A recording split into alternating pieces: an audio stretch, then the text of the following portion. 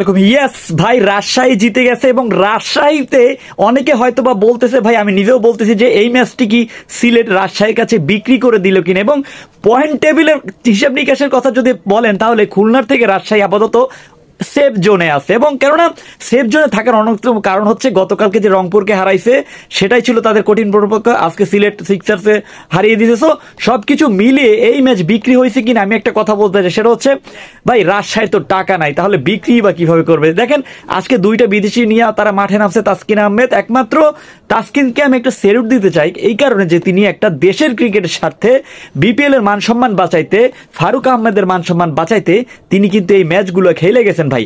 অন্যথায় সে তাসকিন যদি বিদেশি কোনো লিগে থাকতো তাহলে কিন্তু সে দেশে চলে আসতো ভাই। একটা কথা কি ভাই, আসলে দেশের মাটিতে দেশের মান সম্মান যাবে তার থেকে ভালো যে আপনি ক্রিকেটটা খেলেন। আজকে যে টসে জিতে আসলে সিলেটের এখানে হারানোর কিছুই নাই ভাই। দেখেন একটা জিনিস খেয়াল করেন যে আজকে ওপেনিং কে নাম ছিল, ওপেনিং নামছে সেনাওয়ারি এবং আরিফুল ইসলাম। সো এরা কি ওপেনার ব্যাটসম্যান? মানছি নাই, কেউ নাই, রনি তালুকদার নাই, আরো বড় বড় কিছু নাম নাই। সো সবকিছু মিলিয়ে আমি তো অনেক আগেই ভেবে রাখছিলাম যে এই ম্যাচটি হয়তো বা তারা বিক্রি করে দিছে, সেল করে দিছে। আবার এটাও যে মাথায় আসতেছে যে ভাই ওদের কাছে তো আর টাকা নেই, ওরা কিভাবে বা এই ম্যাচটা কিনবে। সো সব থেকে বরিশালকে একটু ধন্যবাদ দিতে পারে যে রাজশাহী একটু ধন্যবাদ দিতে পারে বরিশালকে, সে কারণে যে বরিশাল খুলনাকে সুন্দর করে হারাই দিছে। দেখেন খুলনা যদি এই ম্যাচ জিতে যাইতো, সকালের যে ম্যাচটি হয়েছে সেই ম্যাচ যদি জিতে যাইতো তাহলে কিন্তু আপনারা হয়তো বা এত বড় স্বপ্ন দেখতে পারতেন না ভাই। একটাবার চিন্তা করেন তো কত সমস্যার মধ্যে দিয়ে আইসা তারা খেলাটা খেলবে। ওদিকে ঢাকার অবস্থা আসলেই খারাপ।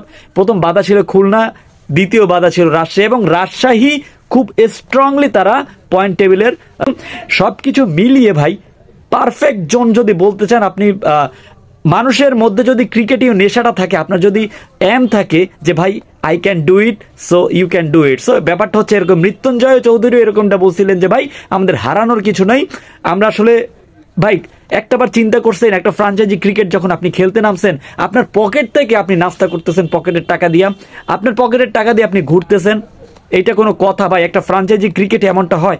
রাজশাহী একমাত্র এই দুর্নামটা ছড়াইছে এবং রাজশাহীর পাশাপাশি দেখেন ঢাকা কিন্তু তলানির দল, তারপরে কিন্তু তারা পুরো পে করে দিছে, টাকা পেমেন্ট সবকিছু পেমেন্ট করে দিছে। দিন শেষে যারা ভালো খেলতেছে তাদের টাকা নাই, কিন্তু এখন এই একটা অ্যাকশন আসবে, এখন অবশ্যই টাকা দিবে। কারণ এই যে আপনি যখন ম্যাচ জিতবেন আপনাকে অবশ্যই অনার করতে হবে, আপনার রিওয়ার্ডস দিবে, অবশ্যই রিওয়ার্ডস দিবে। সেখানে ব্যতিক্রম নয় রাজশাহী। সো একটা কথা বলতে চাই সেটা হচ্ছে দেখেন আমি কিন্তু আজকে কোনো কারো পারফরমেন্স নিয়ে কথা বলবো না। এখন কথা হচ্ছে ভাই আপনি কোন দলটাকে পছন্দ করেন, এটা আপনার যে কোনো পছন্দ। আমি আজকে দেখতে চাই যে আমার সাবস্ক্রাইবাররা কে কোন দল বেশি সাপোর্ট করতে পারে। সো আমি ব্যক্তিগতভাবে ঢাকা ক্যাপিটালসকে সাপোর্ট করি, হয়তোবা তারা তলানিতে, কিন্তু সাব্বির রহমান, সাকিব খান এবং লিটন দাসের জন্য অবশ্যই আমি ঢাকাকে সাপোর্ট করি। আপনি কেন সাপোর্ট করেন, কোন দলকে সাপোর্ট করেন, প্লিজ অবশ্যই কমেন্ট করে জানিয়ে দিবেন। এবং এই বিপিএল এ আপনার আফসোস বলতে কিছু আছে কিনা? আমার আফসোস আছে সাকিব আল হাসান খেলে নাই, এটাই আমার বড় আফসোস। আপনার এই ধরনের কোনো আফসোস আছে কিনা প্লিজ একটু অবশ্যই কমেন্ট করে জানাবেন।